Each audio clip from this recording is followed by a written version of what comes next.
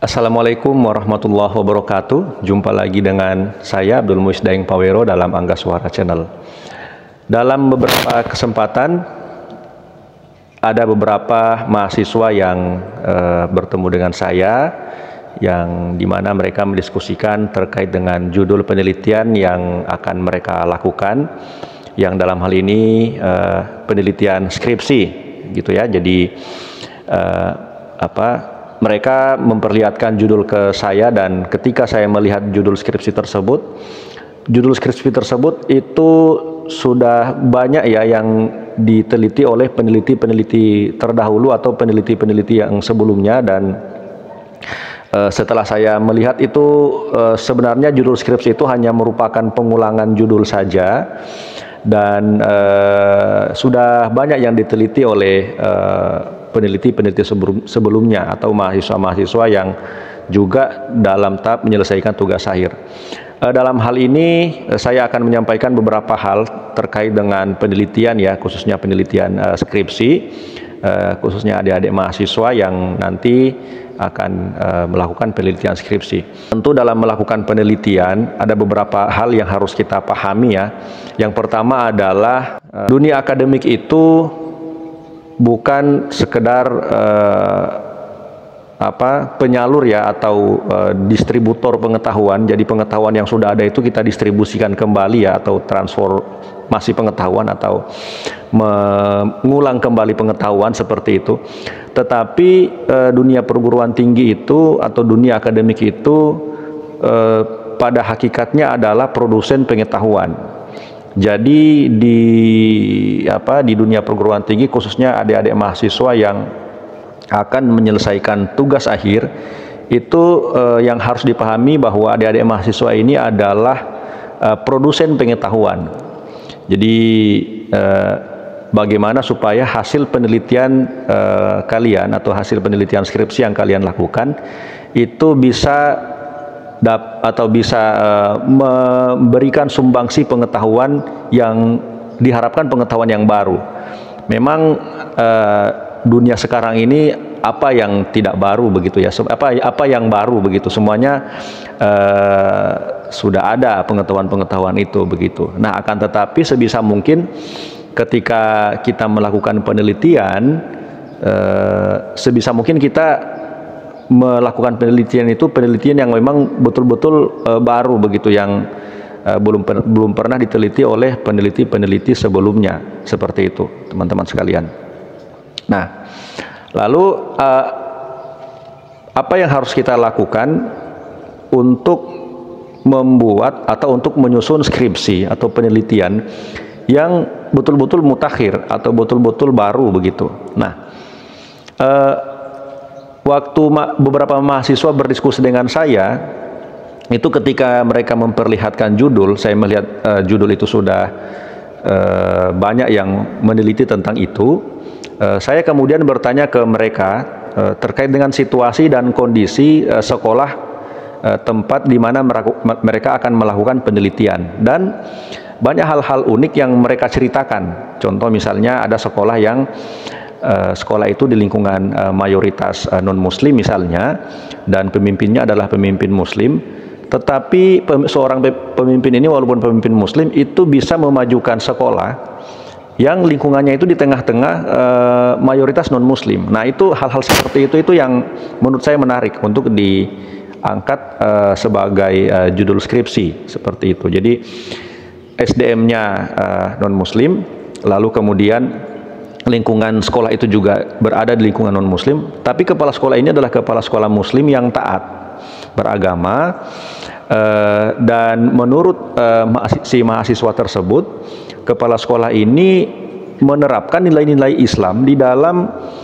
melakukan kepemimpinannya. Contoh misalnya salah satunya keteladanan dalam kepemimpinan. Lalu kemudian di saat waktu sholat zuhur, itu kepala sekolah itu mengarahkan mahasiswa-mahasiswa yang muslim untuk melakukan ibadah sholat zuhur seperti itu. Lalu ada kegiatan-kegiatan, misalnya kalau yang Nasrani itu ada kepala sekolah itu mendorong untuk senantiasa melakukan ibadah pagi dan seterusnya. Nah, hal-hal seperti itu yang saya kira menarik. Jadi bagaimana kemudian di satu sekolah itu walaupun berbeda seperti itu ya, walaupun siswanya itu 50% misalnya muslim dan 50% non muslim, dan SDM-nya itu lebih banyak non muslimnya dan lingkungannya itu lebih banyak non muslimnya, tetapi bisa hidup berdampingan secara damai seperti itu. Nah, ada sekolah yang salah satu sekolah yang sangat maju begitu ya, sangat luar biasa perkembangannya, tetapi sekolah ini berada di daerah kepulauan. Nah, ini yang menurut saya ini menarik, hal-hal seperti ini. Padahal kedua mahasiswa tersebut yang membawa judul ke saya itu judul yang sudah lama begitu, judul yang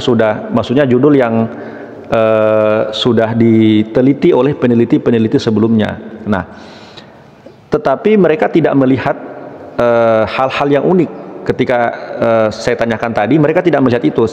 Mereka menjelaskan ke saya ketika saya menanyakan hal-hal yang unik kepada mereka, tetapi secara untuk dilakukan penelitian di dalam skripsi mereka belum melanjutkan itu. Padahal sebenarnya menurut saya itu menjadi hal yang menarik begitu, hal yang bagus untuk dieksplor lebih jauh. Kalau dilakukan dalam penelitian skripsi seperti itu. Nah, hal-hal seperti ini yang menurut saya harus dipahami oleh mahasiswa. Jadi pertama, jangan terpaku dalam kemapanan judul skripsi yang sudah banyak begitu. Jangan mentang-mentang misalnya saya mau selesai cepat, maka saya ikut saja dengan judul-judul sebelumnya. Nah, ini yang menjadi kesalahan kita gitu ya, kesalahan kita semualah begitu. Kita banyak melakukan pengulangan-pengulangan sehingga hal-hal yang sebenarnya menarik untuk kita eksplor lebih jauh itu kita lewatkan. Seperti tadi itu yang saya contohkan, sebenarnya kita banyak melihat hal-hal yang unik, cuman karena kita mungkin dalam tanda kutip ya belum berani untuk mengeksplor itu dalam penelitian skripsi, sehingga kita merasa sudahlah nanti saja untuk penelitian itu, yang penting saya mau selesai begitu.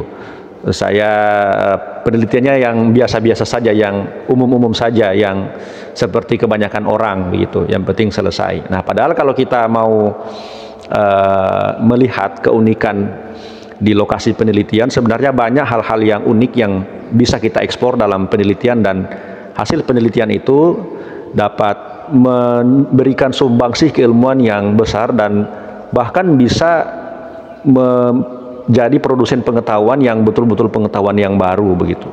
Nah, itu ya teman-teman sekalian.